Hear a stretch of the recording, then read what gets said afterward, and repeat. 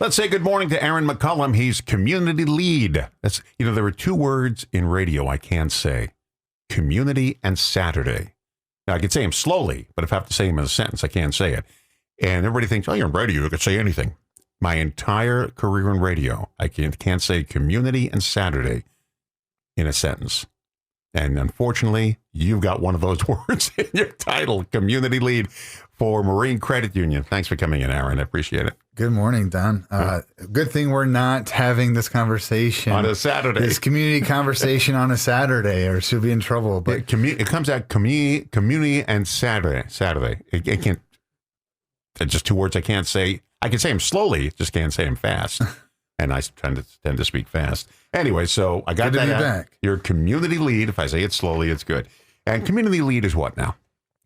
I always like to tell people my job as a community lead is to serve, support, and engage within our communities.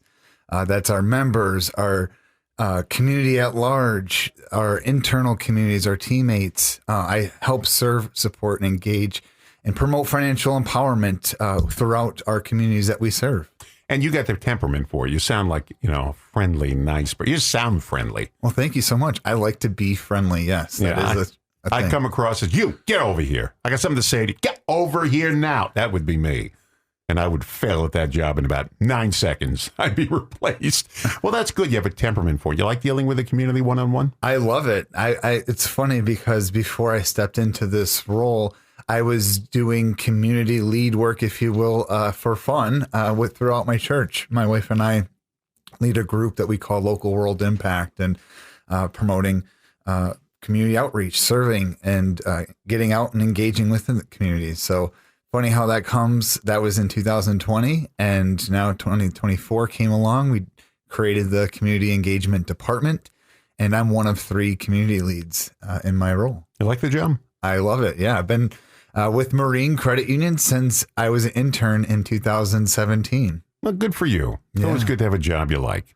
Absolutely. And it's funny because throughout my internship, I got a chance to, at the end, throughout the whole summer, I was doing credit coaching and understanding what it takes to build credit and help people do debt consolidations or buy vehicles or get a boat or all these fun things. But at the very end, I had to give a presentation to our leadership team. If you were the boss, what would you do or bring to the organization? And I talked about then having community ambassadors, people to every community that we serve, getting out there and understanding the needs, the unique needs, the pulse of the community, and then ultimately serving and supporting in various ways. And so, long story short, 8 years later, we created the role. So they said this is a job. You deal with the community, but you're not touching any of the money. Keep that in mind. Your hands off the money, but you can work with the community. Something like that. Yeah, I don't do cash transactions at community events, guys. I'm here to support and empower you, not to handle your money. Not but we have an awesome money. Team. Yeah. Yes, we have an awesome team that's there to help you chart your course wherever you're at. We're getting less and less into money. Even the parking meters. The mayor's coming in. I think tomorrow the mayor's going to be in. No, Thursday he's going to be in here. I got to talk about this thing my wife told me. All the parking meters are going to go on. Now, this is just what she heard. You have to go on an app to park. Now, they do that at Festival Hall. You have to be on an app to park the car with a credit card and everything. And everybody's getting rid of cash. No more pennies. I mean, you give somebody $1 bill, they look at you like you gave them a piece of Monopoly money. What is this? We only deal in 20s and 50s here. Anyways, getting like that. All right, let's talk about the 31 days of giving. And I was smart enough to know this takes place in May because April only has 30 days. June only has 30 days, but May's got 31. Yes. 31 Days of Giving is one of my favorite community initiatives that we do throughout the year. This is our 4th annual May outreach of promoting food insecurity and helping combat that through a non-perishable food drive. So every financial empowerment center, every office that we're at, we have 17 offices throughout the state of Wisconsin and Iowa. We're collecting non-perishable foods and collaborating with local nonprofits, and not only raising awareness of their initiatives and helping combat food insecurity, but also serving and helping be boots on the ground. That is, people who have food in their refrigerators can't imagine ever being hungry because you're hungry. What you consider hungry at night, Oh, what can I eat in the fridge now? You're not hungry. You just want a snack. There's a difference between being hungry and snacking.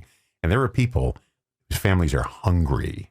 Yeah. I mean, they don't have any. Absolutely. They don't have any food for dinner. They make, whatever they can just to, survive. Absolutely. So you and I probably don't know what it's like to be hungry. Well, I do. This is why this is one of my favorite initiatives that we do. I grew up. One of my earliest memories was going to a food pantry Saturday mornings. Absolutely. I was probably 4 or 5 years old. My mom would say, "Hey, this is our grocery shopping, right?" And this was at a place that you would just go pick up a bag, right? You didn't get a chance to have that experience and actually pick out what you want. You got almost like a mystery bag of canned goods or maybe some snacks and stuff. And she would always say, "Hey, if we're going to take from this food pantry, we're going to give, and we're going to get out. And we don't have money to give, but we are going to serve. We're going to serve meals. We're going to get out and volunteer." And that's what we did. So that's why community service, community outreach has always been ingrained into me, is because I lived it.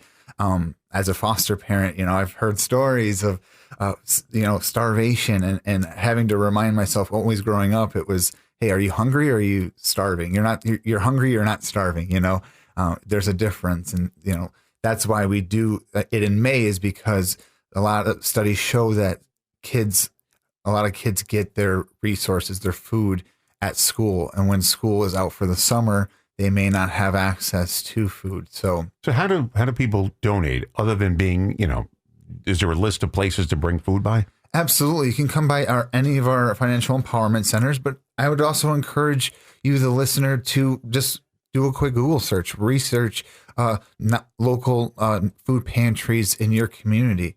For instance, Salvation Army, Halo, Hospitality Center, Shalom Center, all here in the Racine-Kenosha area. And there's so many more, and see what they need.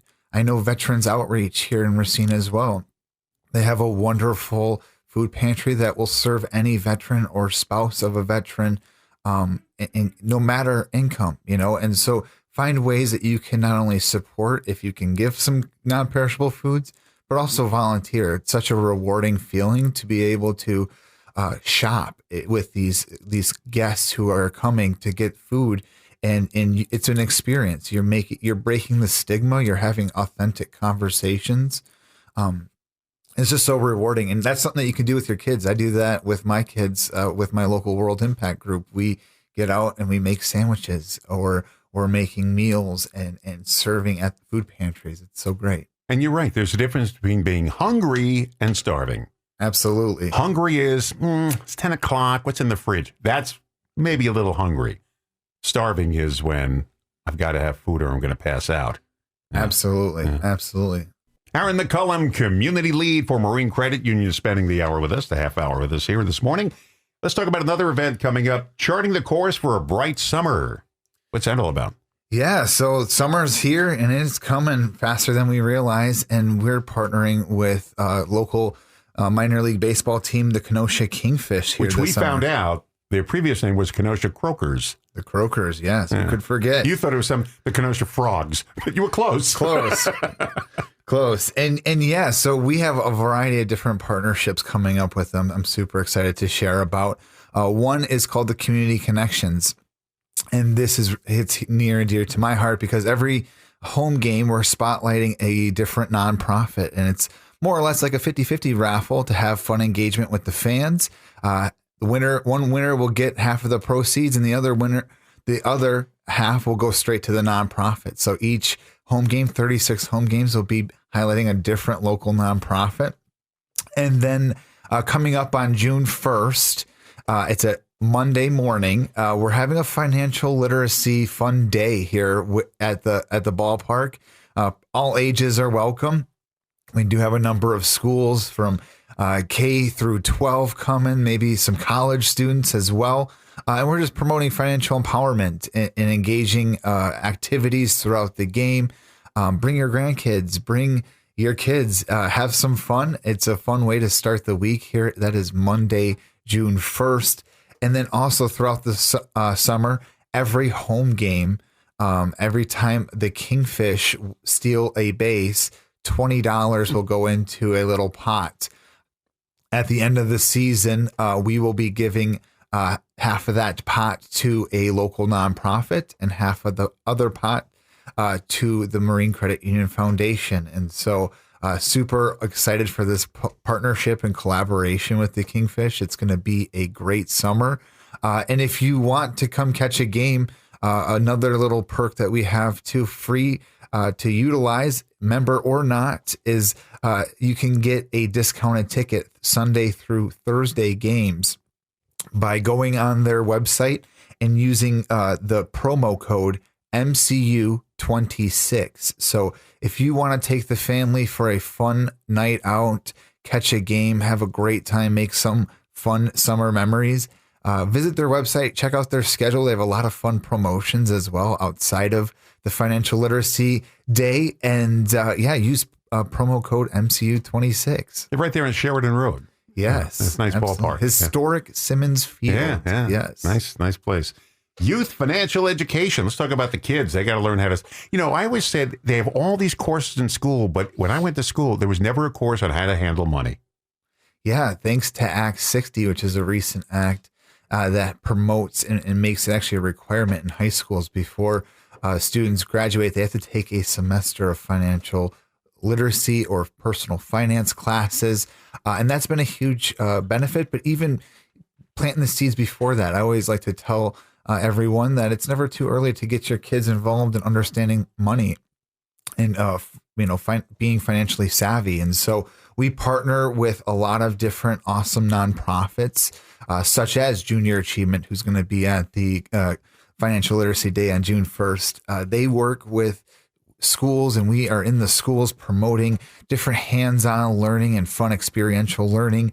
They have different activities, little competitions in the high schools that get students thinking about stock market. There's a stock market challenge.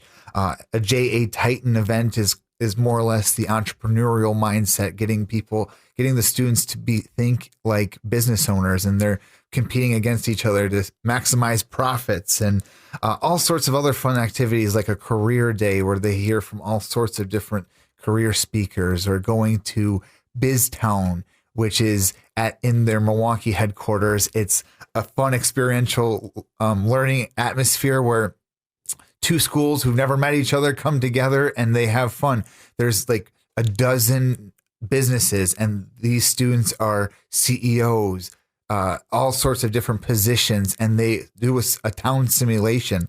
I always say it's the greatest field trip any student can have. And so getting out in the schools is a big passion of ours, as well as supporting one-on-one coaching with Secure Futures. They have an awesome nonprofit that promotes financial savviness. A lot of these students get one-on-one coaching as well as group lessons where juniors and seniors about to graduate start to think about life after high school, whether that's joining the trades, going to school, playing records on the radio for a living. Exactly. They get to identify different career paths, ask engaging questions. It's such a rewarding experience. It's 11 weeks of a program that we support these students meeting their needs and helping answer any questions they may have. One of the comedians we use on the air said he went to career day, and he sat at the table with a surgeon, a doctor, a surgeon. And it was almost like they wanted to tell the kids, here's the difference between learning to read and not.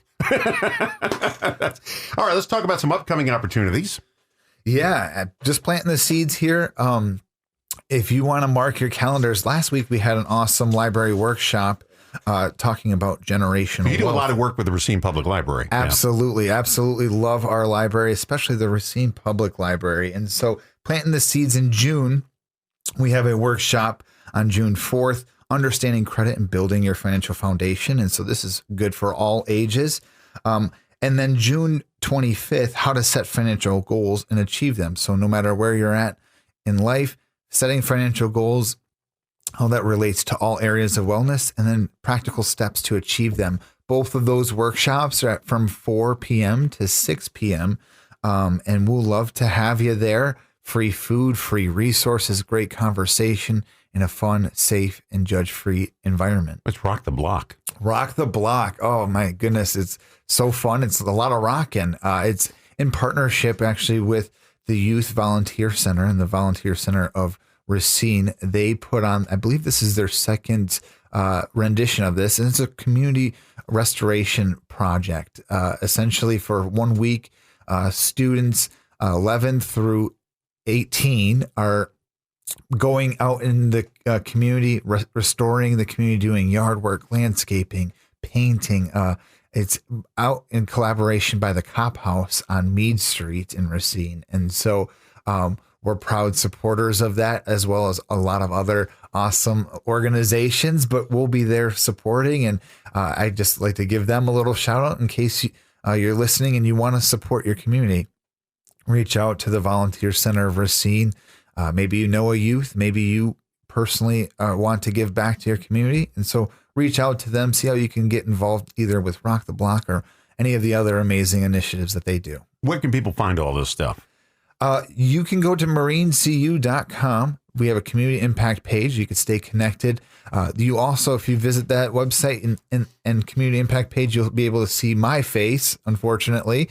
But you can reach out to me, via email, give me a call. Love to talk community. If you have any questions, ideas, anything I can do to support, please reach out. You really like your job. I really do. I can tell you like it. Absolutely. If you are on Facebook, I do have a community lead Facebook.